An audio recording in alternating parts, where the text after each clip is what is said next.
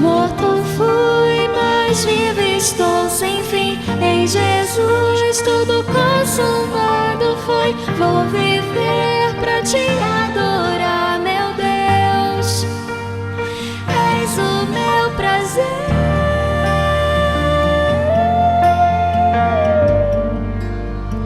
Só desejo te.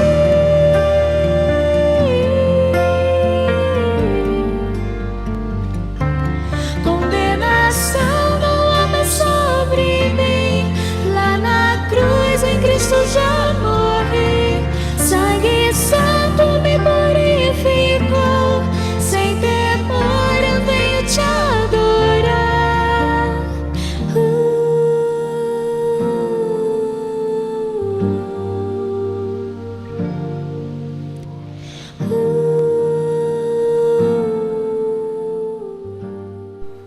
João 5:21 e depois vamos olhar Atos e alguns outros textos. A Bíblia diz assim: filhinhos, guardai-vos dos ídolos. Esse é o fim da primeira carta de João. E nós vamos ver que na Bíblia, quando os discípulos estão falando, os apóstolos estão falando com a igreja, e quando eles estão falando com o mundo sobre o Evangelho, a idolatria é um assunto central. Ou seja, apesar dessas pessoas serem cristãs, regeneradas, estarem ali no ambiente da igreja visível, como nós, João termina assim a sua primeira carta: filhinhos, guardai-vos dos ídolos. E nós vamos ver que toda a pregação do Evangelho estava conectada em todos os lugares, de tal maneira que até o mundo pagão percebeu isso com esse ponto nevrálgico da idolatria. Uma das coisas mais fascinantes e perturbadoras sobre esse assunto, não é? A idolatria e o mundanismo, ídolos culturais, populares, é que muitas vezes, na verdade quase sempre, ele está ligado àquilo que as pessoas chamam de graça comum. Ou seja, há coisas boas que Deus derrama sobre todos os homens, não é? Deus ama somente os eleitos de uma maneira, com seu amor eletivo, não é? Eu os conheci, mas o amor de Deus, como o nosso, é multifacetado, não é? O amor eletivo de Deus está só sobre o seu povo, aqueles que Jesus disse: Pai, eu não oro pelo mundo, eu oro por aqueles que Tu me destes, porque eram Teus e Tu me deste. São os amados do Pai. Mas há um sentido em que Deus derrama aquilo que Ele diz: ame o seu inimigo. Quer dizer, você não tem comunhão, e você nem tem prazer, mas você faz o quê? Se o boi dele ficar atolado na lama, ajuda a desatolar o boi. E há esse sentido em que Deus tem um amor que cobre todos os homens, porque Ele faz o sol nascer sobre os justos e injustos. E às vezes as pessoas, apesar de perceberem as nuances diferentes de amor no homem, fecham os olhos para as realidades disso. Deus tem um amor eletivo, mas Deus tem esse amor geral, que é a sua benevolência derramada sobre tudo. Faz o sol nascer, dá vida. Isso é a graça comum. É como existe o chamado geral e o chamado eficaz. Há o amor eletivo e há esse amor geral da bondade de Deus que é derramada. Então, isso que nós chamamos de graça comum, aquilo que Deus dá a todos os homens, na maioria das vezes está ligado a isso. O raciocínio que flui das pessoas é mais ou menos o seguinte, e ele não começa errado: Satanás não é o criador de nada. Ele é um enganador, ele é um distorcedor da criação. Ele não cria, ele não pode criar nada novo. Ele só pode distorcer aquilo que já existe. Ele só pode corromper a boa criação de Deus. Ele não pode criar algo do nada. Por isso, dessa maneira, a idolatria ela é uma armadilha, porque isso é usado como uma isca, e nós temos que admitir que ela tem algo de genial. Satanás usa as boas coisas da criação como um estímulo para a rebelião contra Deus. Ou seja, o fato do homem receber todas essas coisas boas, não diz coisas boas sobre o homem. A Bíblia diz que o homem está entesourando ira para o dia da ira, exatamente porque Deus derrama a sua graça comum, a sua benevolência sobre todos, a culpa só aumenta. Não é? Porque isso não gera o quê? Gratidão. Então nós somos tentados pela beleza que supostamente refletiria o Criador como um fim em si mesmo. E somos convencidos de um valor na criação que não é só um reflexo do valor do Criador para nós, do deleite no Criador.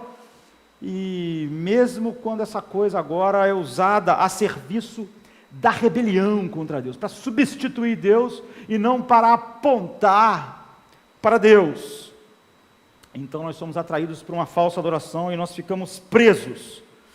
Falamos ainda de graça comum, mas estamos na verdade presos pela coisa e não pelo Criador. Quase todo cristão, quando fala muito sobre a graça comum, ele não está encantado com Deus. Ele está usando isso como uma desculpa.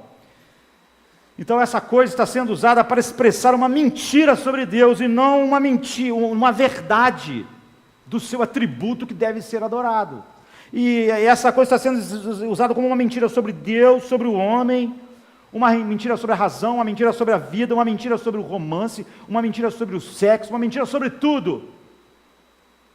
Então o fato daquilo ser graça comum em nada coloca a pessoa numa situação melhor, porque a idolatria usa a graça comum, o mundanismo usa a graça comum como a aranha usa a luz da varanda das nossas casas. A luz, ela atrai a mariposa, né? O inseto com seu fascínio, de tal maneira que a mariposa não se atenta para a teia, de tão fascinada que ela está com a luz, com o brilho, até que ela está amaranhada, até a morte. Portanto, nós devemos manter as antenas sintonizadas. É isso que João está falando para aquelas pessoas: filhinhos, guardai-vos dos ídolos. Há uma maneira sutil. Então a nossa cultura é dominada pela idolatria, como todas as culturas sempre foram dominadas, como a cultura romana, greco-romana. Por exemplo, em Atos, a Bíblia diz que Paulo estava esperando os companheiros dele em Atenas, e diz assim: enquanto esperava por eles em Atenas, Paulo ficou profundamente indignado ao ver a cidade tão entregue à idolatria.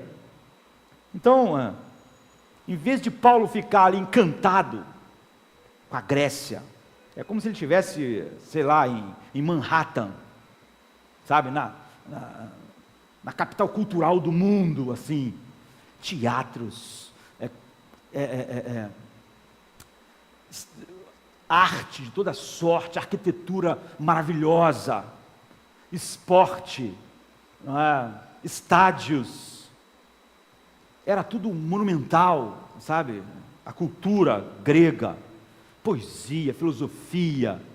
Em vez de Paulo estar ali e escrever uma carta falando sobre a graça comum, aquelas maravilhas, a Bíblia diz, ele estava profundamente revoltado em ver a idolatria que dominava todas aquelas coisas.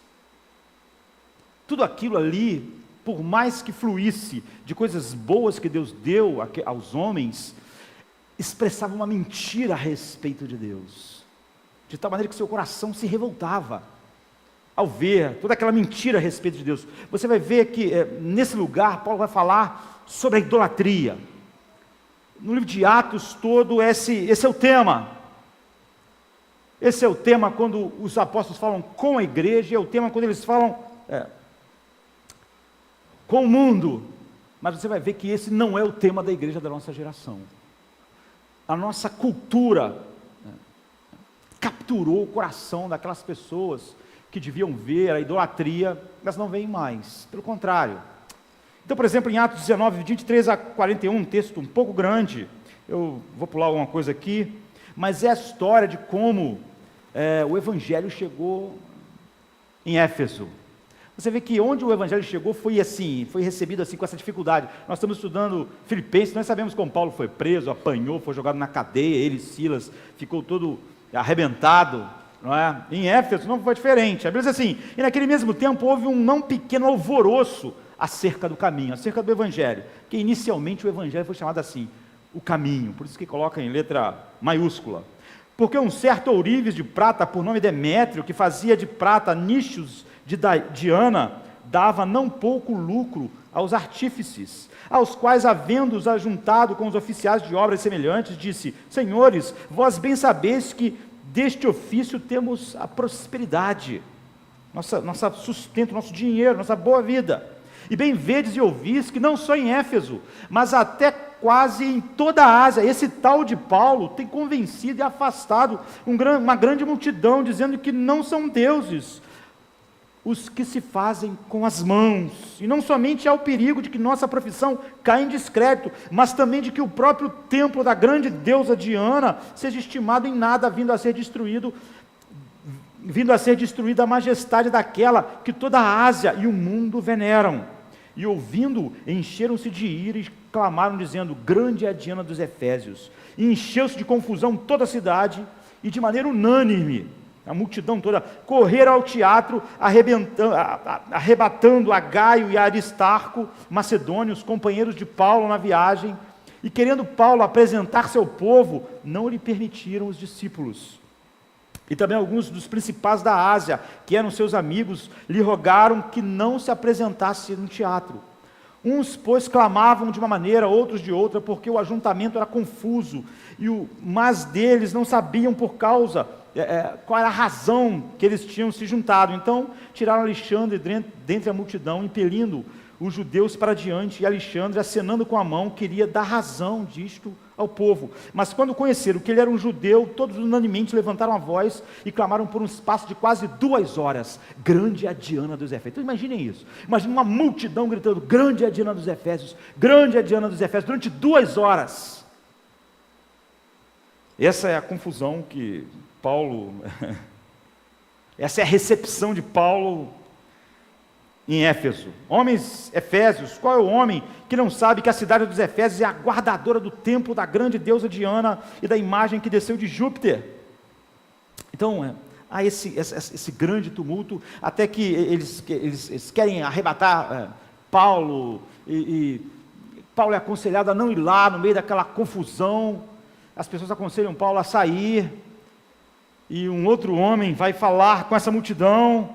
Então o fato é que isso é um motim, é uma turba sedenta de sangue, de ódio, e tudo por causa disso, porque esse é um tema que vai percorrer todo o livro de Efésios, de Atos, em todas as igrejas que vão sendo fundadas. Você vê, João, quando já está no meio da igreja, diz: guardai-vos dos ídolos, e essa era uma marca clara da verdadeira pregação do Evangelho. Então esse texto vai ensinar para a gente algumas coisas, no tempo que nós temos, não é?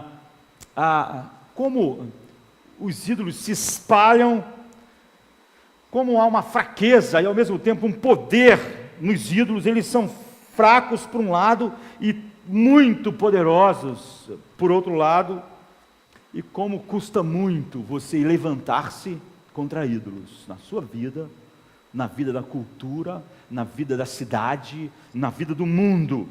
Então a primeira coisa é como os ídolos se espalham em todas as coisas. Nós vimos que um homem chamado Demétrio disse: bem, vedes e ouvis que não só em Éfeso, mas em quase toda a Ásia, esse tal de Paulo tem convencido e afastado uma grande multidão, dizendo que não são deuses o que são feitos com as mãos. Ele era ourives, ele não é um admirador de Paulo, ele já tinha escutado falar sobre Paulo, o que Paulo ensinava, o que Paulo pregava antes de Paulo chegar lá.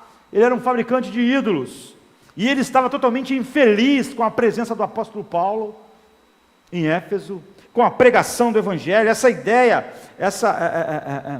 tinha se espalhado, havia uma insatisfação com os cristãos, com Paulo, que era o grande pregador. Então ele dizia: bem vedes e ouvis que não só aqui em Éfeso, mas em toda a Ásia, esse tal de Paulo convence uma multidão, e ele diz que não são deuses aquilo que nós fazemos com as nossas mãos, aquilo que a mente, o coração e as mãos humanas podem produzir. Então, evidentemente, Paulo pregou pela Ásia inteira, a província romana da Ásia. Paulo não estava calado no lugar, servindo a Deus, quieto, no meio da cultura.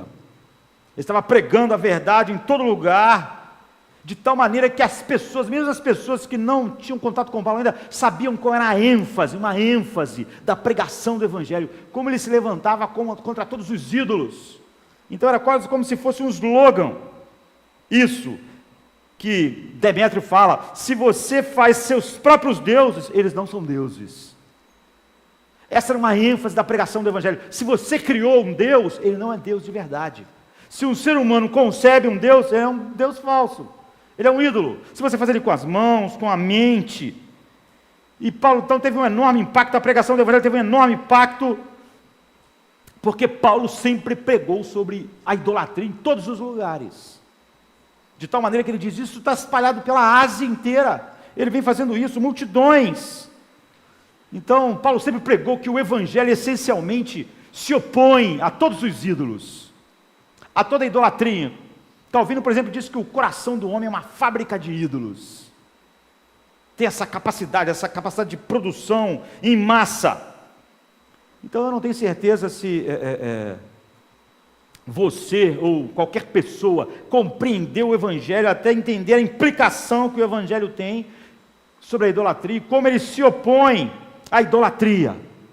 Então, em Atos 17, quando Paulo fala para a elite cultural daquela geração, ele fala a mesma coisa. Ele diz, sendo nós, pois, geração de Deus, não havemos de cuidar que a divindade seja semelhante ao ouro ou à prata, ou pedra esculpida, ou pode ser fabricada pela mente humana. Em Atos 17, 29, em todo lugar, não pode ser feito pela imaginação humana. Tudo que um homem cria como Deus é falso, é um ídolo. Então Paulo pregou o Evangelho, e nunca ele pregou o Evangelho sem mostrar que toda concepção de Deus que o ser humano cria é falsa. Que só do fato que o ser humano devia perceber que se ele criou uma concepção de Deus, aquele Deus não existe, que é uma invenção dele, que é um ídolo. Você pode dizer assim, mas nós não vivemos numa cultura animista, politeísta, as pessoas quase nem acreditam em Deus, mas pastor, então nós vivemos num ambiente muito diferente. As pessoas não acreditam mais nos deuses que eles acreditavam, eles quase não acreditam em Deus. Por que a marca distintiva da verdadeira pregação do Evangelho, ela se levanta contra a idolatria? Dizer isso é se mostrar uma pessoa bastante ingênua e com uma visão totalmente rasteira da realidade do coração humano, como nós vimos nos 4 sermões sobre Romanos 7, e sobre a sociedade, sobre o seu próprio coração. Se você pensa que a idolatria não é o assunto mais importante que o Evangelho se levanta, então você é totalmente ingênuo contra a realidade do mal no mundo, no coração do homem. E, por exemplo, a cultura americana, a cultura ocidental, não é? Há um livro de Robert Bellah, nasceu em 27, morreu em 2013, morreu há pouco tempo. Ele é um sociólogo, professor americano, premiadíssimo, escritor. Ele escreveu um livro famoso chamado Hábitos do Coração. Ele é um homem secular. Ele não tem nada a ver com o cristianismo, mas ele olhou para a sociedade americana que caracteriza o Ocidente, e escreveu esse livro, Hábitos do Coração. Tem outras obras importantes. Esse livro é de 85. Então, foi escrito há muito tempo já, né, 85, mas é um livro que descreve o coração do homem, da cultura em que nós vivemos. E ele chama que o que melhor expressa isso é o individualismo expressivo da cultura. E ele diz que quando isso é aplicado à religião, isso significa que os americanos e os ocidentais sentem que ninguém tem o direito de definir o que Deus é para eles. Eles sentem que isso é um direito, ninguém tem o direito de dizer-lhes no que acreditar sobre Deus. eles têm o direito, essa sociedade, a nossa sociedade ocidental acredita, de moldar sua própria espiritualidade, de moldar sua própria fé, de decidir como é Deus para mim, como eu devo cultuar Deus, como eu devo servir Ele com minha vida, como eu devo servir Ele com o meu dinheiro. Eu defini essas coisas, eu defini como Deus é e como eu cultuo. Ele diz que isso é o que caracteriza mais a cultura ocidental. Ele tem o direito de adorar o Deus que ele gosta, adorar o Deus que ele pode conceber e gostar, e se sentir bem com Deus. Ele tem esse direito de adorar o Deus que ele prefere, de servir o Deus que ele prefere, da maneira que ele prefere. Esse é dito por um homem secular, olhando para um homem. Ou seja, o coração da cultura americana, é o que ele está dizendo, o coração da cultura ocidental, é a mesma coisa que Paulo diz que é errado. É a mesma coisa que a ênfase de Paulo. Porque não pense que por meio de projetos humanos e habilidade humana, você pode fazer Deus. Um Deus que você goste, um Deus que você possa adorar. Essa é a maior característica da nossa geração. Criar Deus que eu posso gostar e que eu prefiro e que eu defino a maneira que eu sirvo a Ele. Ou seja, Paulo e até Robert Bella está dizendo, é impossível. Esse homem formado em Harvard, PhD em Harvard, sociólogo, olha para a sociedade sem ter todas as lentes que nós, como cristãos, devemos ter, tendo a palavra de Deus, e mesmo assim ele pode ver, essa é o que caracteriza.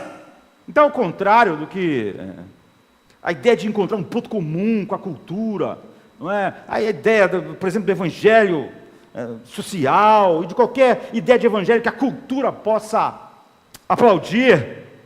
Outro dia eu ouvi um pastor dizendo assim, olha, eu tenho pregado agora no mundo, eu tenho usado a Declaração Universal dos Direitos Humanos, porque se tu usar a Bíblia, o mundo vai gostar. A Declaração Universal dos Direitos Humanos, as pessoas gostam, é óbvio, você já leu a Declaração Universal? Ela fala sobre os direitos de Deus, ela fala sobre Deus, sobre a glória de Deus. Não é evangelho, não é evangelho, mas essa tentativa, não há nada sobre Deus lá, sobre os direitos de Deus, é exatamente o oposto. Você não tem como pregar a verdade de Deus, ou acreditar que está fazendo, quando você na verdade está só sendo, abraçando aquilo que mesmo o homem secular diz, que define os homens, contanto que você não toque em nada que seja os deuses que eles criaram. Você pode dizer, se você for falar para eles que o Deus que eles preferem, o Deus que eles criaram, aquilo que eles acham bom ou importante, é sobre aquilo que você também está debruçado, eles podem adorar os deuses deles contigo. Mas o Deus, na Declaração Universal dos Direitos Humanos, não tem nada sobre Deus.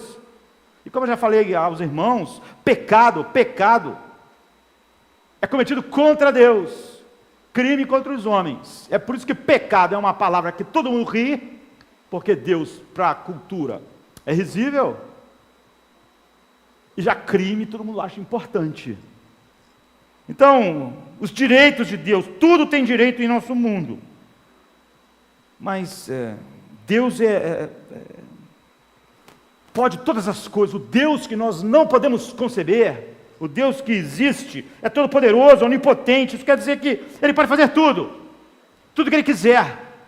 Ele decide tudo soberanamente. Ele pode curar todas as doenças, Ele pode esvaziar todos os leitos de hospital, Ele pode erradicar o crime, Ele pode acabar com as dificuldades sociais, Ele pode consertar todas as situações da vida, Ele pode acabar com as guerras, Ele pode acabar com todas as injustiças, Ele pode alimentar todos os estômagos vazios do mundo, Ele pode acabar com a morte, Ele pode eliminar todas as doenças físicas. Você está vendo? É isso que Deus é. Ele pode tudo, Ele pode fazer qualquer coisa, simples.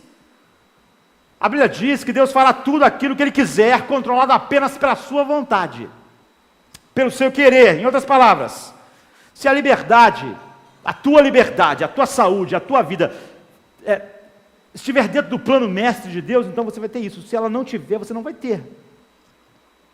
Um indivíduo será resgatado Se isso estiver dentro do plano mestre de Deus. Se não tiver, ele não será. Porque Deus tem outro propósito para a sua vida, para a minha vida, o qual resultará numa maior glória para ele.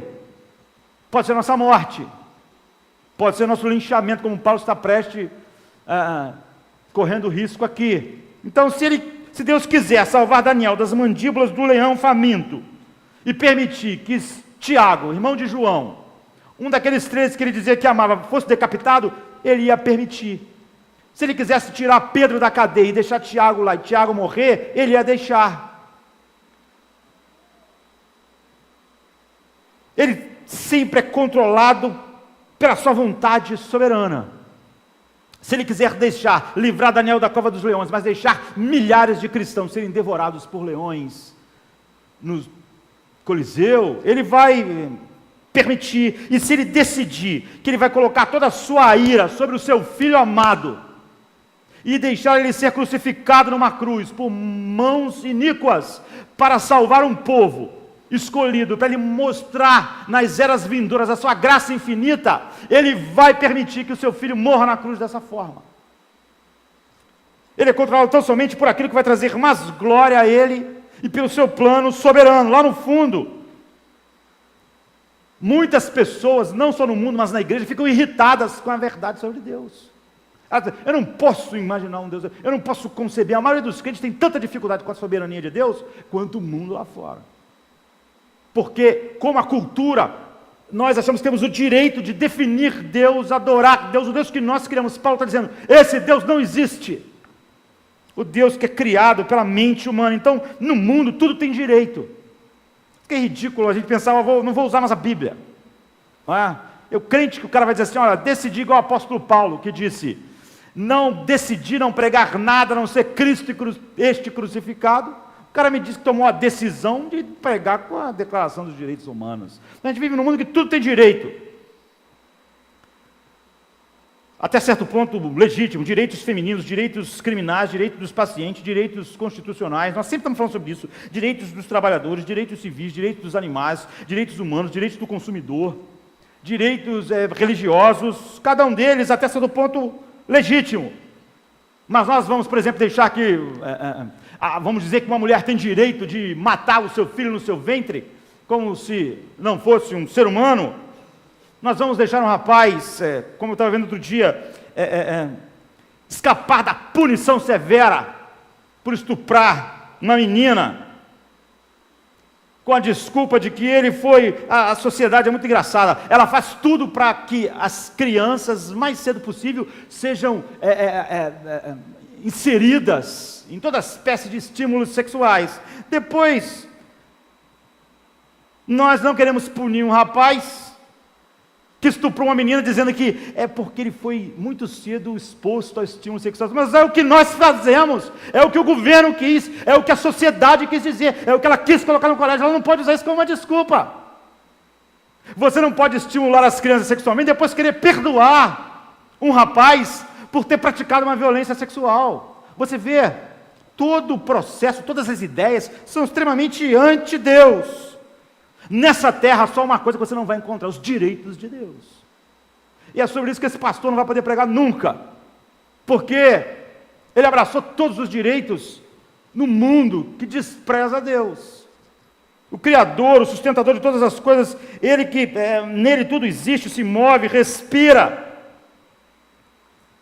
Ele recebe todo tipo de afronta, ele tem sido odiado sem motivo, caluniado sem razão, esquecido e desprezado. A Bíblia diz, apesar dele demonstrar do céu as maravilhas sobre todos, apesar de todos verem, não o glorificaram como Deus. Ele é desprezado, ele é esquecido sem pedido de desculpas. O caráter de Deus sempre é mal interpretado. E quando as pessoas sofrem apenas tudo que o ser humano sofre, não pense em nada que você possa excluir. Tudo que o ser humano experimenta é apenas a consequência dos seus pecados. É o sol nascer, é a gente viver 60 anos, é a gente ter essas coisas que não estão dentro daquilo que nós merecemos. Não há nada, não há nenhuma tragédia no mundo que não seja as consequências do pecado do ser humano, da morte a qualquer outra coisa. É apenas o resultado da nossa rebelião, do nosso desprezo ao autor da vida. Na melhor das hipóteses, Deus diariamente é ignorado pelas pessoas. Na melhor das hipóteses, ele tem sido acusado quando, em ocasiões de fome, de guerra, de doença. A sabedoria de Deus é ridicularizada pela nossa cultura. Todo mundo diz, nós não queremos saber o que Deus pensa, tira Deus da escola. Muitos cristãos sequer conseguem entender o que é um Estado laico. Eles acreditam realmente que o Estado laico é um Estado ateu, um Estado anti-Deus. As pessoas riem da santidade de Deus. Não queremos que fale nada a respeito disso e nada que seja público. Isso tem que ser escondido, privado. Todas as outras coisas vergonhosas, não, tem que ser público. Tem que estar lá dentro do colégio, tem que estar dentro das coisas. Só Deus que não pode. Deus é banido. Seus padrões de santidade sempre foram considerados fora de moda. Na época de Paulo, sabe? Não é agora, não é a nossa cultura. Todas as culturas sempre fizeram isso. Ele é suficientemente grande, Deus, para enfrentar todo esse abuso. Ele não depende de homens como nós, na verdade, para protegê-lo. Mas, se Deus quisesse hoje exigir a sua justiça sobre todos os homens, com a morte que fosse, com a tragédia que fosse, Deus estaria dentro da sua justiça. Se Deus quisesse exigir de cada um de nós agora a obediência perfeita, Ele tem todo o direito. Se Ele quisesse exigir de nós tudo aquilo pelo qual nós fomos criados, ou se quisesse colocar todos nós, todos os homens no inferno hoje, agora, sem delongas, sem nos dar um minuto sequer, Ele estava só agindo dentro do seu direito, depois de uma misericórdia enorme mostrada sobre a humanidade. Deus podia exigir de todos nós uma obediência perfeita, sem dar uma segunda oportunidade, dispensar juízo que a humanidade merece, mas mesmo assim Deus se transformou em homem, veio a este mundo e se expôs a toda espécie de abusos, de uma maneira ainda mais direta, à luz dos nossos olhos, do que todo abuso que sua glória sofre. Então nós vivemos num mundo que até jacarés tem mais direito do que Deus. Animais, sabe, são protegidos. Nós somos a igreja. Nós devíamos falar sobre o direito que Deus tem de ser adorado, de ser reconhecido como Deus, de ser exaltado. Mas há muito, a igreja perdeu o fato de que ela não concebe Deus, a cultura não concebe Deus, e que o cerne da pregação do Evangelho era contra a idolatria, porque essa era a coisa, o homem não pode conceber Deus, o homem não pode dizer como Deus é, o homem não pode, mas até Robert Bellah diz, isso é o que caracteriza a cultura americana, a cultura ocidental. Todo mundo acha que tem o direito de dizer, ninguém pode dizer como Deus é para mim, eu que digo como Deus é, eu digo como eu cultuo Deus, eu digo como eu devo servi-lo ou não, eu crio Deus, eu crio o culto a Deus. Essa é exatamente a definição de Paulo dizendo, vocês não podem fazer isso, o ser humano não pode fazer isso. Isso é a definição de você criar um ídolo. Então o que é um ídolo? O que é um ídolo? Vamos meditar nessa outra metade do tempo nisso. Você pode passar a vida inteira na igreja, você pode dizer que é cristão, você pode dizer que acredita em Deus. O que a Bíblia está dizendo é que se você não entender isso, você pode estar totalmente enganado. Você pode acreditar em Deus, acreditar na Bíblia, acreditar no ensino cristão, você pode ir à igreja o tempo todo, mas há algo, se há algo mais do que Deus, que funciona como Deus funcionalmente para você, é isso que você adora, é isso que é o seu Deus. Ou seja, se há algo mais fundamentalmente, funcionalmente importante para a sua felicidade, para a sua identidade, para a sua esperança de não ficar com medo, para dar significado, para dar o que as pessoas gostam de chamar de autoestima. Isso que faz isso por você é o seu Deus. Porque isso é o que Deus devia fazer por você. Quando outra coisa é que te dá isso é o seu verdadeiro Deus. A idolatria não é simplesmente fazer coisas ruins. A idolatria é levar as coisas boas e fazer essas coisas boas, coisas finais. É levar as coisas relativas do mundo como se fossem absolutas. É aquelas coisas que não deviam ser a base da vida, se tornando a base da vida. Então a linguagem da idolatria, se você reconhecer isso, é a linguagem do teu coração, quando o teu coração diz, bem, eu acredito em Deus. Todas as pessoas que estão em todas as igrejas acreditam em Deus, e até a cultura em geral acredita em Deus, não é? Daquele jeito. Mas você pode dizer, você que as pessoas que estão em igrejas, que se dizem cristãs, pois olha, eu acredito em Deus, e Deus é muito importante. Mas se o teu coração diz assim, mas se você tiver isso, você vai ser feliz. Se eu pudesse conseguir aquilo, então eu ia me sentir realizado. Se isso acontecesse na minha vida, se tão somente eu pudesse chegar até aquele ponto, eu não ia ser uma pessoa insatisfeita, eu ia ficar satisfeito. Eu ia realmente ser alguém. Se eu tiver isso, ou se eu alcançar aquilo, eu vou ser feliz, eu vou ser seguro, eu vou me sentir bem comigo mesmo, eu vou ter um significado, eu não vou ser inseguro. Seja lá o que for, você ama isso muito mais do que Deus, e é isso que você serve. Aquilo que é a fonte da felicidade, da tua identidade, da tua esperança, do teu propósito. Esse é o teu Deus funcional. É por isso que quando isso sai, você diz, eu não posso viver, eu estou infeliz. Porque aquilo é o teu Deus funcional, que faz você funcionar. É isso.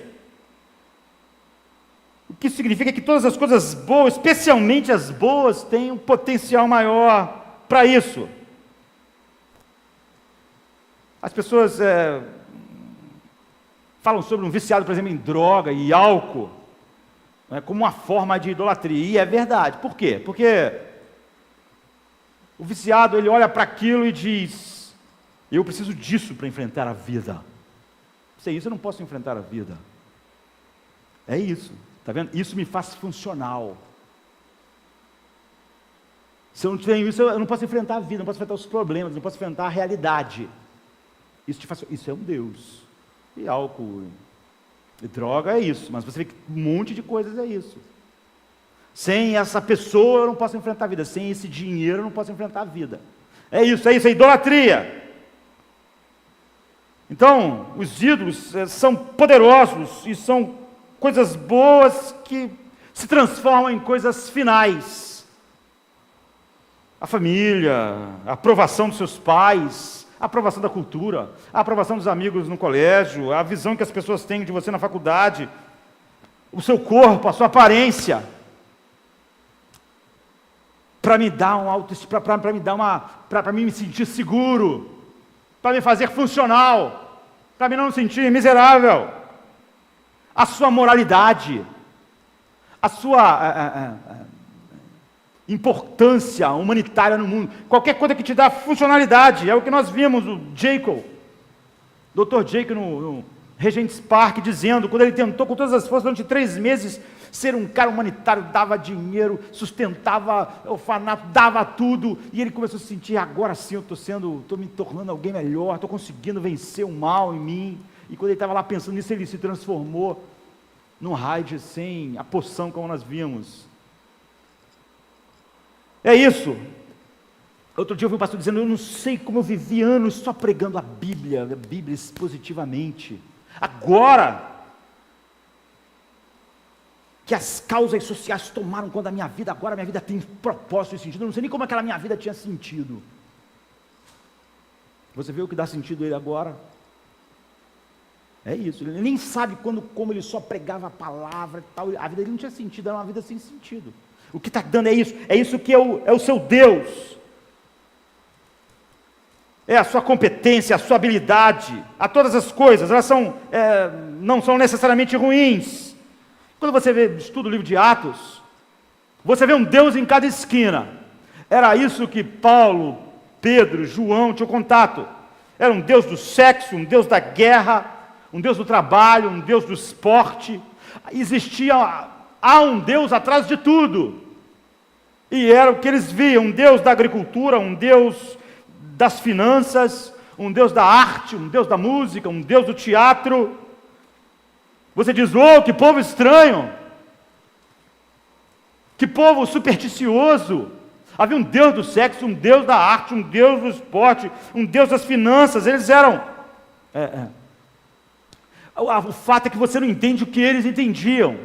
Eles entenderam uma coisa que nós temos perdido. Um homem como Robert Bella escreveu, enxergou, mas a maior parte das pessoas que dizem cristãs perderam. Eles eram ostensivos sobre algo que nós tendemos e tentamos tornar secreto. Eles eram explícitos e eram conscientes de algo que nós sequer somos conscientes. Pelo contrário, temos nos tornado inconscientes, não só o mundo, mas como nós mesmos.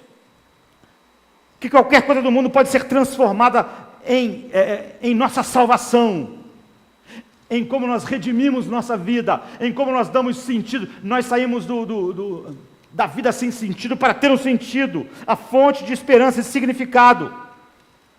Nós podemos não chamar isso de Deus, mas nós estamos adorando isso.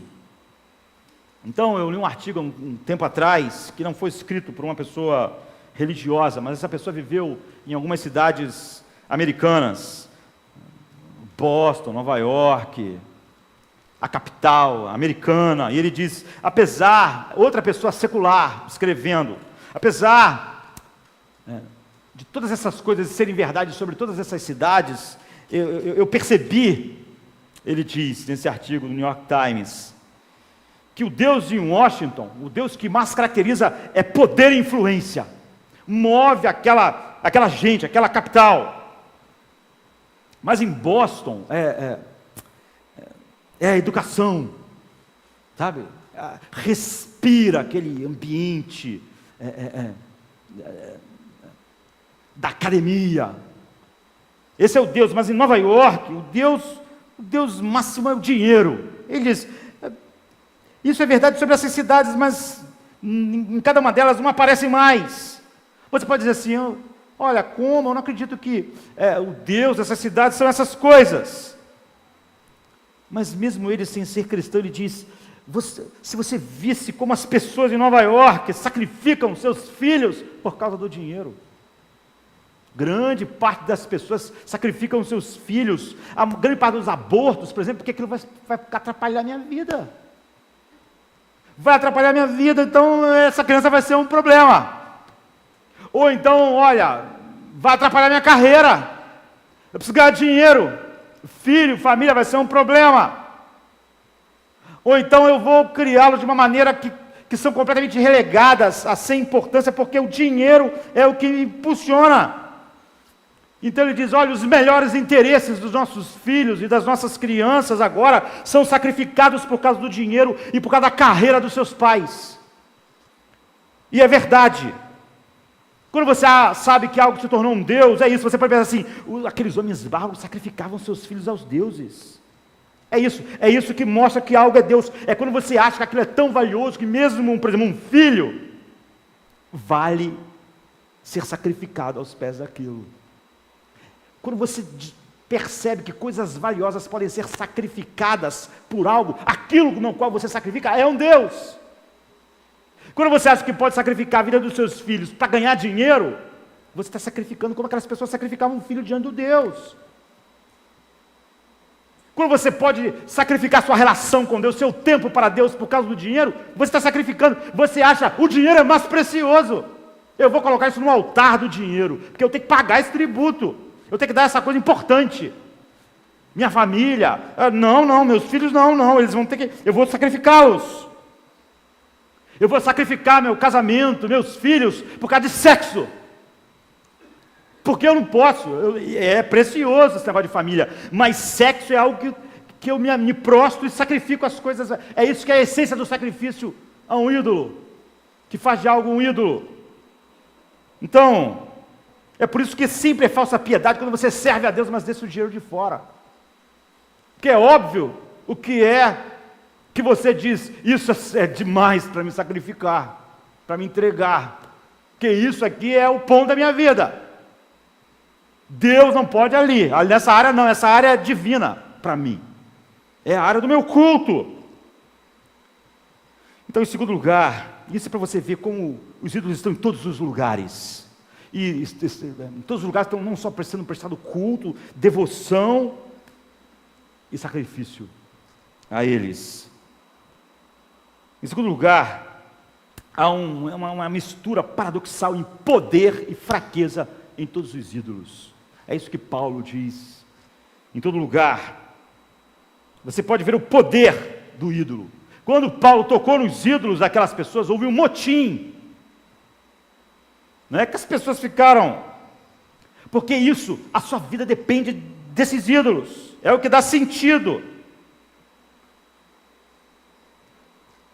Toque na idolatria e você tem uma resposta violenta. Você pode ver, o cara pode aceitar todas as doutrinas. Falou em dinheiro, ele já não aceita. Fala sobre toda a doutrina, falou naquilo que ele mais gosta, ele não aceita. Você pode tocar qualquer coisa, mesmo no ídolo de alguém.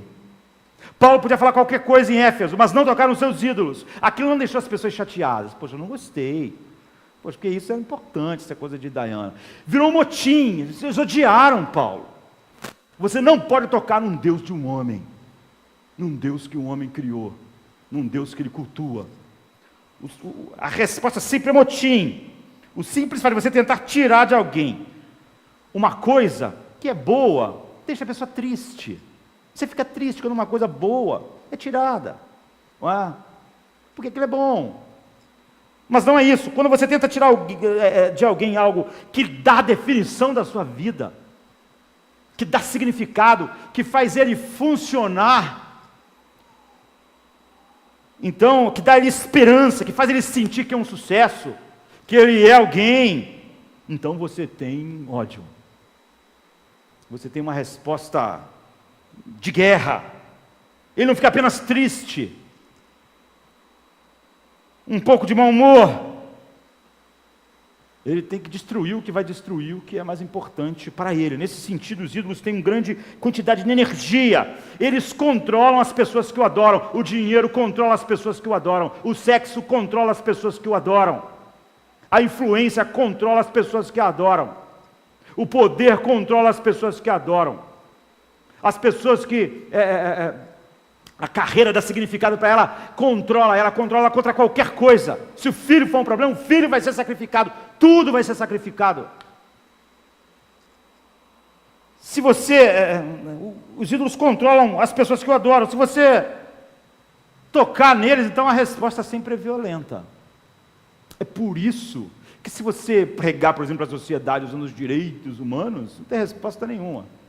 Você está tocando em um ídolo da cultura. Pelo contrário, os homens são importantes. É isso mesmo, nós também concordamos. Vamos cultuar juntos. Então, nesse sentido, há uma grande quantidade de energia. Por outro lado, de maneira paradoxal, a Bíblia sempre fala que o ídolo é uma coisa vazia, é uma coisa sem poder. Quer dizer, há um grande poder num sentido, e por outro sentido ele é impotente. Na verdade, ele não existe. Atos tem uma série de declarações assim. Não é? E vai falar sobre vários incidentes, por exemplo, de Pedro, de Paulo, assim. Mas nesse incidente acontece uma coisa diferente. O final desse texto não é com o sermão de Paulo, não é com a pregação de Paulo, como acontece com Paulo, Pedro e os apóstolos, na maioria dos incidentes em Atos, na história da igreja. Ela termina com um discurso do escrivão da cidade. Ele diz assim, isso é diferente. Ele diz assim, é único. Portanto, visto que estes fatos são inegáveis, acalme-se. E está lá no teatro as pessoas gritando há 2 horas, grande é a deusa dos Efésios, grande é a Diana dos Efésios. Estavam possuídos, assim. Tocou no... Ele diz assim, portanto, visto que estes fatos são inegáveis, acalmem-se e não façam nada precipitadamente. Vocês trouxeram esses homens, os amigos de Paulo, aqui, embora eles não tenham roubado templos nem blasfemado contra a nossa deusa. Se Demétrio e seus companheiros de profissão têm alguma queixa contra alguém, os tribunais estão abertos e há precônsules. Eles que se apresentem e apresentem lá as suas queixas. Se há mais alguma coisa que vocês desejam apresentar, isso será decidido em assembleia conforme a lei. Da maneira como está, corremos o perigo de sermos acusados de perturbar a ordem pública por causa dos acontecimentos de hoje. Nesse caso, não seríamos capazes de justificar este tumulto, essa confusão, esse ódio, esse motim, visto que não há razão para tal. E tendo dito isto, encerrou a Assembleia, Atos 19, de 36 a 41. Todos os grandes comentaristas da Bíblia dizem, olha, isso aqui é único, porque quando você olha isso, você pode pensar que o cara está simplesmente sendo pragmático. Nós vamos com esse motim, vai acabar numa confusão tão grande que o Império Romano vai voltar contra nós, e não contra eles, porque nós é que estamos fazendo essa confusão, vocês é que estão fazendo. Ou seja, simplesmente um argumento pragmático. Mas, na verdade, é muito mais do que isso. Lucas registra esse discurso, porque, na verdade, há algo importante sobre ídolos. Aqui, como é o assunto do texto. É como se ele estivesse dizendo assim, para aqueles homens, vocês dizem que esses caras estão perturbando a ordem social, mas vocês são os perturbadores da ordem social. Você está dizendo que essas pessoas minam a adoração de ídolos, e com isso, perturbam a ordem social, mas na verdade, vocês são os únicos perturbadores da ordem social, porque os romanos poderiam vir em cima de nós, e declarar a lei marcial, porque nós é que estamos perturbando tudo. Ele está dizendo o seguinte, vocês dizem, a Bíblia diz isso em todo lugar, no Velho Testamento e no Novo Testamento, vocês dizem que os ídolos são a base da ordem social, o sexo, o dinheiro, o poder. Mas na verdade é a idolatria e a violência dos adoradores desses ídolos que perturbam a ordem social. Todos os problemas sociais são por causa disso. Então, realmente essa é a versão bíblica profunda. Ou seja, esses ídolos, você ama o sexo, ele causa desordem social. Depois você tem que tentar consertar. Você fez do sexo o Deus. Ele não causa ordem social. Ele causa desordem social. Você fez do dinheiro a coisa mais importante. Ele causa desordem social. Você fez da carreira mais importante que a família. Ele causa desordem social. Depois você vai dizer assim, o problema é a delinquência juvenil. O problema é que as crianças estão, as meninas estão ficando grávidas, os meninos estão tendo AIDS, hepatite, nós temos que controlar isso e aquilo. Não, você vê, os ídolos não criam ordem social, eles criam a desordem. Mas eles são defendidos. Então, no blog do New York Times, um escritor de livros, mas que escreve também, ainda jovem, Benjamin Nugent, ele fala sobre a monomania. E eu achei incrível. Monomania é uma mania de uma coisa só. É a obsessão por algo, por uma única coisa. É a doença da ideia fixa. Sabe quando a tua ideia está fixa no algo? Sem aquilo, a vida não vai. Sem aquilo, você está preso. A mente de alguém está presa numa única coisa. Isso é chamado monomania. E ele disse que ele, basicamente, como todos os jovens da geração dele, tinha um alvo assim, e ele criou isso. Ele queria ser um escritor, mas não um escritor qualquer. Ele queria ser um grande escritor. Ele queria escrever coisas de impacto, ele queria escrever coisas lindas.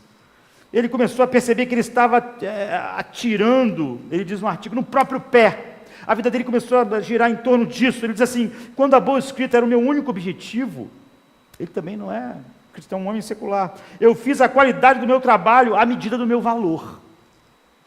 Por essa razão, eu não era capaz de ler a minha própria escrita bem e fazer um bom julgamento dela. Eu não poderia dizer se algo nela que eu acabava de escrever era bom ou ruim, porque eu precisava que fosse bom, porque aquilo daria a base de eu me sentir alguém ou não, de eu ter autoestima ou não, de eu poder ser funcional para a vida ou não. Então eu perdi a capacidade de interrogar alegremente o meu próprio texto, porque eu não podia ver que ele era ruim, Porque se ele fosse ruim, minha vida inteira ficava ruim. Você vê o que ele está dizendo? Eu fiz da qualidade do meu trabalho a medida do meu valor. De tal maneira que eu não podia mais olhar com sinceridade a qualidade do meu trabalho. Porque toda a minha vida dependia daquilo. Eu realmente destruía a minha capacidade de escrever bem, porque eu nunca podia ler o meu texto e dizer se ele era bom ou mal para poder jogar o ruim fora. Porque se eu dissesse isso aqui é uma porcaria, eu ficava arrasado. Então ele disse, eu não tinha distância para ver o que era bom e o que não era. Por quê? Ele estava agarrado ao seu ídolo. E se esse ídolo fosse tocado, ele não podia lidar com isso. Então ele diz, se você se tornar um escritor de sucesso, você se sentirá, ele disse que ele dizia isso para ele constantemente, você se sentirá bem, a sua vida então vai funcionar, você nasceu para isso, você vai ser capaz de ter a certeza do seu valor como pessoa. Ele disse que viveu assim. Então significava que se eu não sou um bom escritor, eu perco tudo. Eu não vou ter autoestima, eu vou ficar arrasado, eu não vou me sentir um homem de valor. Então, não era simplesmente que se ele não fosse um bom escritor, ele ficaria triste, porque ele gostava da literatura, de ser um bom escritor. Era a vida dele estava baseada lá. Se ele perde aquilo, era o fim do mundo, ele diz, era um horror. Então ele continua no artigo dele dizendo, os escritores dos últimos 2 séculos, as grandes obras, sempre estão sobre esse ponto, aquilo que ele chama de monomania. Por exemplo, os escritores do século XIX, por exemplo, a história de Moby Dick.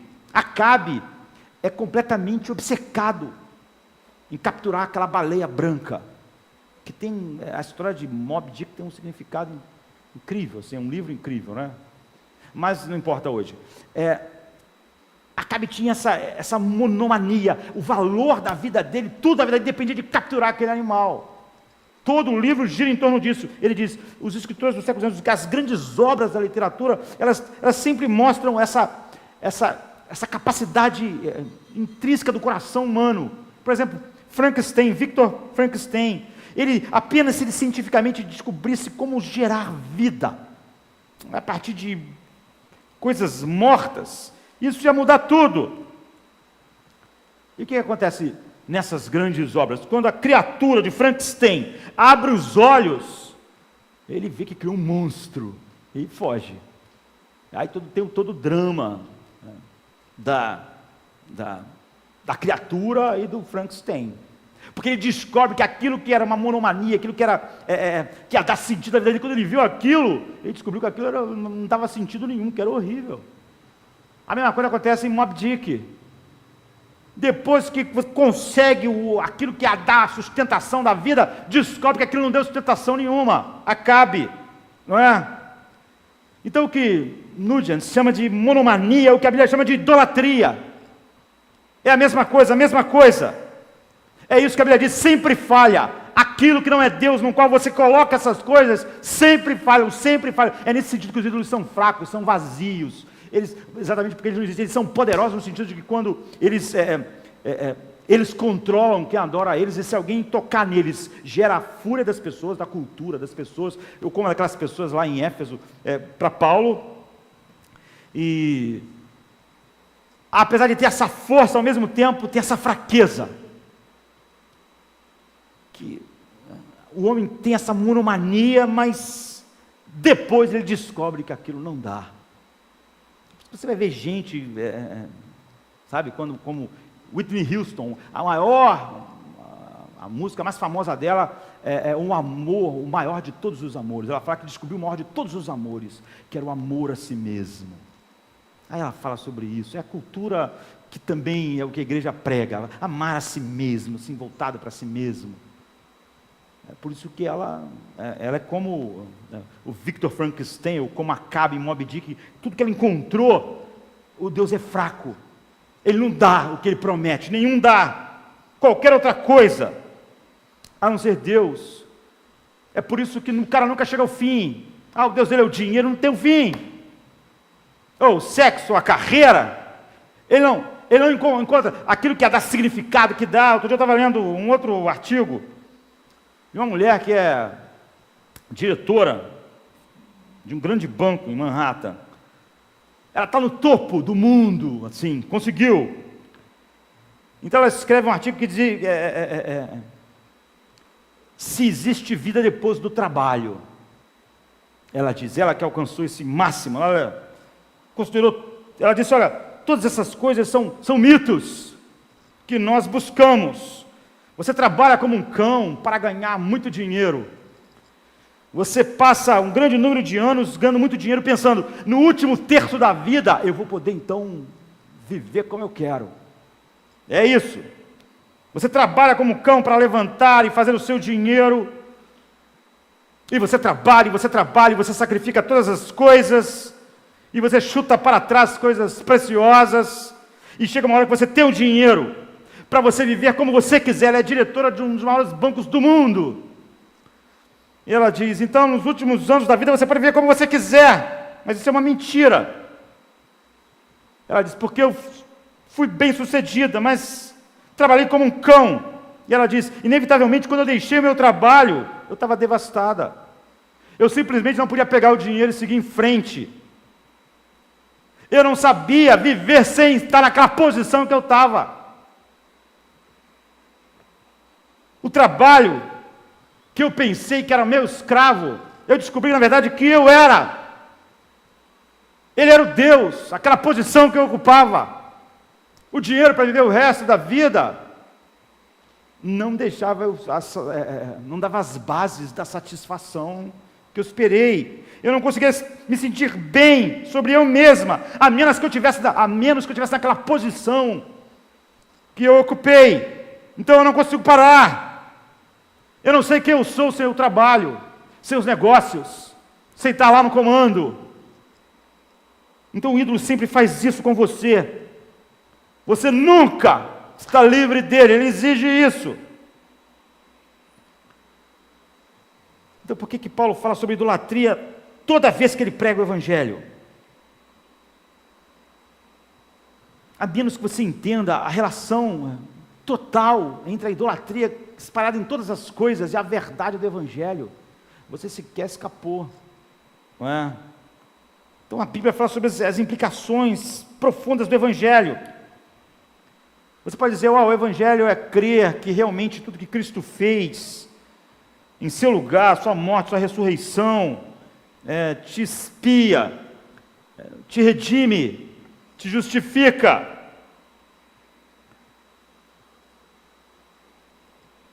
Esse é o Evangelho.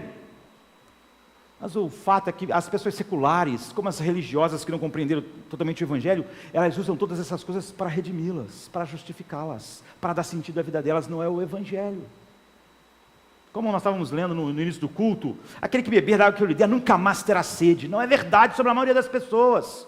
O que Jesus está dizendo é o seguinte: vai haver satisfação em mim, para não só viver, mas para como se manter para sempre. É isso que o Evangelho faz. Ele satisfaz. Nunca mais tem sede. Essa sede que gera esses ídolos. Então, normalmente, nós pensamos que a oposição clássica ao Evangelho são os moralistas, os que nós chamamos de fariseus. Eles não podem entender a graça. Mas o resto não. Porque muitas pessoas acabam descobrindo realmente um dia, como Paulo, que toda a sua luta era só para se justificar, era para se sentir alguém, era para sentir que a vida dele valia a pena, que ele era diferente. Mas o que nós precisamos entender é que isso é verdade sobre o homem assim como Paulo, um moralista, religioso, e sobre o homem totalmente secular. Essa pessoa está tentando se justificar, está tentando salvar a si mesma, está obter um padrão. Isso se opõe ao Evangelho da mesma maneira. Aquela pessoa tem aquilo como aquilo que a redime, como aquilo que faz ela funcional, como aquilo que mata a sua sede, como aquilo que a satisfaz. Ernest Becker, um escritor que ganhou os prêmios mais importantes de literatura, nasceu em 24, morreu em 74, escreveu um livro que foi o premiado, não é? Um dos mais premiados dele, A Negação da Morte. Ele diz assim: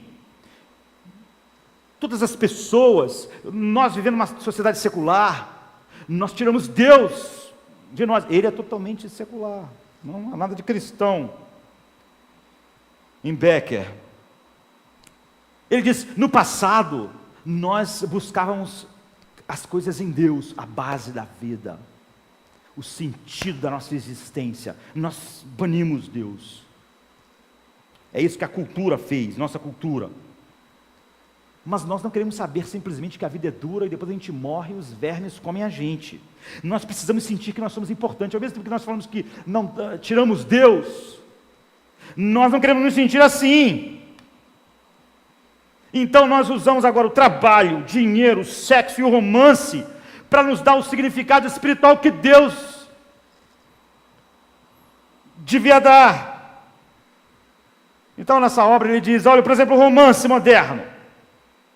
As pessoas estão completamente fora do controle sobre o romance, elas casam várias vezes, elas estão sempre buscando o grande amor que vai dar a elas a vida, que vai, sabe a outra metade da laranja, aquilo que vai fazer a vida ter sentido. Eu vou ser feliz, vou ser funcional, ainda não sou feliz, eu não sou funcional, é porque eu não achei ainda o amor da minha vida. É o que Becker diz, na negação da morte. Ele diz, o que é isso? Isso é a solução romântica. Nós usamos a solução do dinheiro, mas olha, a solução romântica está em todo lugar. Todas as músicas quase falam de amor. Numa sociedade que está morrendo. Porque todas as necessidades espirituais e morais que costumavam ser buscadas em Deus, agora nós focamos em outro indivíduo. Agora, quando nós queremos achar um parceiro de amor e colocamos ele na posição que vai nos livrar da insignificância, que vai nos livrar do sentimento de nada, que vai nos justificar, que vai dar sentido para a nossa vida. O que nós queremos é redenção, nós queremos que alguém nos salve da nossa insignificância. Ele diz, isso destruiu tudo que nós podíamos falar sobre o amor romântico, porque o amor romântico virou o Deus da nossa geração, está em todas as músicas, em todos os hinos da cultura. Então ele continua dizendo, quando você coloca isso sobre alguém, você vai esmagar essa pessoa, porque nenhum ser humano pode dar esse significado a alguém. Você esmaga essas pessoas, e você descobre a falência da base de vida que essa pessoa podia te dar. E essa pessoa com suas imperfeições, é óbvio, nunca vai ser a base que você está esperando. Então, Benjamin Nugent, como Becker, diz a mesma coisa. Nugent diz assim, quando eu vivia para escrever, eu precisava que a minha escrita fosse sempre boa. E quando eu vi que minha escrita não era boa, isso me matou. Quando o romance é o Deus, Becker diz, quando você bota o peso assim sobre alguém, e aí você descobre que aquela pessoa não pode te dar isso, isso te mata. Você queria que ela te redimisse, fizesse você funcional, fosse a base da sua vida, você queria que ela fosse Deus, e ela não é. Escrever livros não é. Enquanto você precisa de alguém para te amar, para você se sentir bem, para você se sentir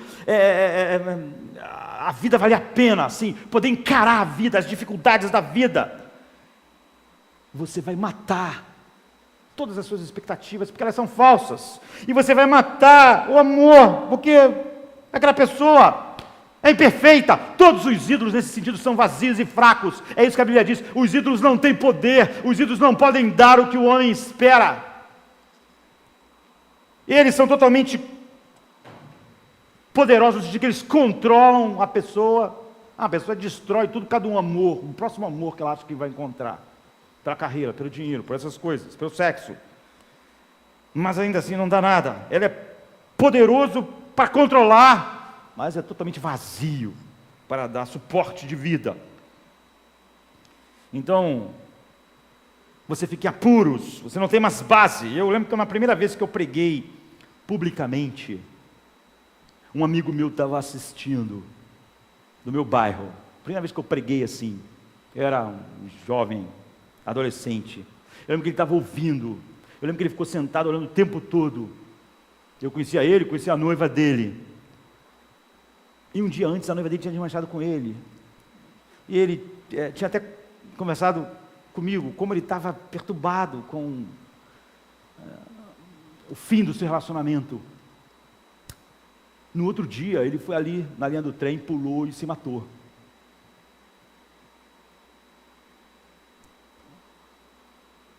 Ele não tinha mais base, ele podia partir para outro Deus, que é o que ele faria, ou ele podia descobrir, frustrado, que não existia um Deus para dar a base que ele quer.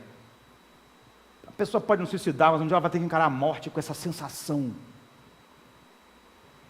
de que nada pode fazer. Então, porque o ídolo dizia isso, você tem que ser um grande escritor, senão você não vai ficar bem. Um ídolo exige isso, você tem que ser o astro do que você faz, tem que ter mais dinheiro do que o outro, senão você não vai se sentir bem. Um ídolo exige isso. Você tem que ser reconhecido, tem que ser respeitado pela cultura, tem que ser respeitado pela sua posição. E você vai descobrindo que não é. Se você falhar, você é punido. E tudo falha, não há poder. É assim que você vive. E por fim, a única maneira de destruir ídolos é a um alto custo. A um alto custo. A maneira de nós pregarmos a verdade é a um alto custo. Se Paulo quisesse a aprovação e o aplauso da cultura dos Efésios, ele tinha que fazer um pacto de não mexer com seus ídolos. Porque se você mexer no que as pessoas gostam, as pessoas vão ficar, às vezes, tristes. Mas tudo bem. Mas se você tocar no ídolo da pessoa, a pessoa odeia, a não ser que ela já descanse em Cristo. Se ela não descansa, ela pode aceitar tudo do Evangelho, mas não fale sobre o dinheiro. Não fale sobre o romance dela. Ela não aceita. Ela vai conseguir entender a doutrina da expiação, mas não fale sobre o dinheiro. Ela vai ter um jeito de botar o dinheiro fora disso. É o seu Deus. Nada pode estar acima disso. Ela vai encontrar 1000 argumentos. Ela vai ficar gritando durante 2 horas, grande é a Diana dos Efésios, grande é a Diana dos Efésios. É intocável. Gera motim no coração, gera ódio, gera revolta.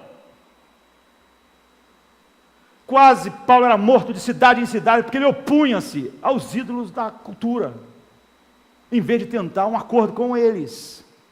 É óbvio que o evangelho que abraçou os ídolos da cultura, não tem problema com a cultura, mas não tem nenhum evangelho para pregar. Paulo queria ir diante da multidão e as pessoas e até as autoridades aconselharam, não vai, por favor, nós estamos tentando controlar a situação, você vai ser rasgado, você vai ser despedaçado. Essas pessoas vão despedaçar você, elas estão fora de controle, elas estão há 2 horas gritando lá. É isso, ou é aquele meu amigo, não podia.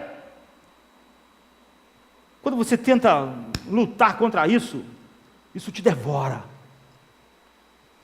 Há um grande custo, tanto pregar a verdade contra os ídolos do coração humano, quanto para você mesmo enfrentar essa realidade.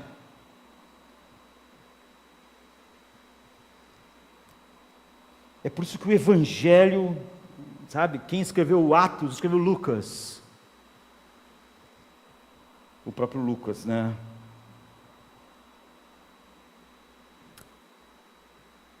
Por trás disso não está só a paixão e a maldade, a depravação no coração humano. A Bíblia diz, por trás de cada uma dessas coisas estão as potestades e os principados. É muito mais profundo. Jesus diz, o mundo me odiou, porque eu declarei que as suas obras eram mais. Eu declarei que aquilo eram seus ídolos. Me odiou e vai odiar vocês também. Se vocês pertencessem ao mundo, ele os amaria, como se fosse dele. Todavia, vocês não são do mundo, mas eu os escolhi, tirando-os do mundo, por isso o mundo os odeia. Então, a única maneira de um homem como nós ser livres, sempre é um alto custo de ídolos. Nós, se estamos em Cristo, por exemplo, a Bíblia diz assim, em Colossenses 2,15, e tendo despojado os poderes e as autoridades, fez deles um espetáculo público, triunfando sobre eles na cruz. Sempre é um alto custo, e o grande custo nós não podemos pagar, sabe? Pelo que fazia funcionar nossos corações. Dois filósofos importantes judeus, e nós vamos encerrar aqui, escreveram um livro que foi editado pela Universidade de Harvard, um livro até muito acadêmico, sobre o Velho Testamento, mas o tema era idolatria. Eles disseram, esses dois eruditos, mas que eram também judeus, eles dão uma visão do Velho Testamento. Eles dizem assim, olha, algo que nós não entendemos muito bem. Como em todo lugar no Velho Testamento a Bíblia compara, quando está falando sobre o povo de Deus, a idolatria ao adultério. Como Deus diz a Israel assim, eu sou o seu marido e você é minha noiva. Ele diz, os profetas de Israel sempre disseram, idolatria é adultério. Em muitos lugares, eles disseram, a gente vê isso em Oséias, a gente não acha pesado, mas a gente não vê só em Oséias. Você vê em Jeremias, você vê em Ezequiel, por causa do seu adultério, Deus diz, Eles dizem, olha, isso para nós, judeus, é chocante quando nós começamos a pensar nisso de verdade, porque no Antigo Testamento o adultério não era resolvido com o divórcio, mas com a morte. É isso, com a morte. E é isso que Deus diz, só um alto custo para libertar um homem dos ídolos que o controlavam, apesar de serem fracos para dar base para a vida. E foi isso que Cristo fez. Os cristãos, um homem regenerado, é um homem que pode dizer aquilo que Jesus falou, como nós vimos em João 4. Nunca mais terão sede. Mas nós temos que olhar, nós podemos olhar agora vários passos, em várias situações, em que coisas se manifestam como ídolos. Mas você vê, quando Paulo pregou para o mundo, o tema constante era a idolatria. Quando os apóstolos falaram com a igreja, o tema, filhinhos, guardai-vos dos ídolos. E quando ídolos são tocados sem a transformação do coração, sempre há uma resposta violenta a isso. Mas, no entanto, essa é a grande marca do coração regenerado. Você vê, não basta você aceitar coisas do Evangelho. O problema é quando toca o ídolo. É aí que a gente sabe se o coração realmente foi transformado. Enquanto não tocasse nos ídolos dos Efésios, eles podiam absorver todas as novas ideias que vinham chegando, mas não essa, não Paulo. Ele disse, Demétrio, eles estão criando uma confusão no mundo inteiro. Por que eles estão fazendo isso? A pregação do Evangelho não é pegar aquilo que o homem mais gosta, deixar a Bíblia de lado, pegar os direitos humanos e falar sobre ele. Ou escolher outra coisa que o homem mais gosta, sexo, dinheiro. Isso não é pregar o Evangelho, isso é um anti-evangelho. É óbvio que isso não vai ter reação, porque a reação é quando os ídolos, não de tristeza. Nós, por exemplo, temos filhos, nós amamos nossos filhos, se eles morrerem, nossos pais, nós ficamos tristes. Mas se eles forem mais do que simplesmente uma coisa boa que Deus deu a nós, nós ficamos sem rumo, sem chão, sem vida. Nosso cônjuge vai embora e a nossa vida acabou. Ou se o Evangelho tocar em algo, nisso não pode tocar nisso de jeito nenhum, eu vou sempre dar um jeito. Isso é uma demonstração horrível daquilo que capturou o coração, mas não tem esse poder de controlar, mas não tem o poder. E é isso que Jesus fez, ele despojou as potestades que estão por trás de todos os ídolos do coração de todos os homens, que tem a sua depravação, que vive num mundo mau, e que esse mundo é controlado por potestades daqueles que não estão livres pelo poder regenerador do Evangelho. Esse é o Evangelho que nós pregamos, e essa é a vida a qual o Evangelho leva. É por isso que a pregação do Evangelho dos apóstolos estava sempre ligada à idolatria, quando falava com a igreja, quando falava com o mundo. Vamos ficar de pé.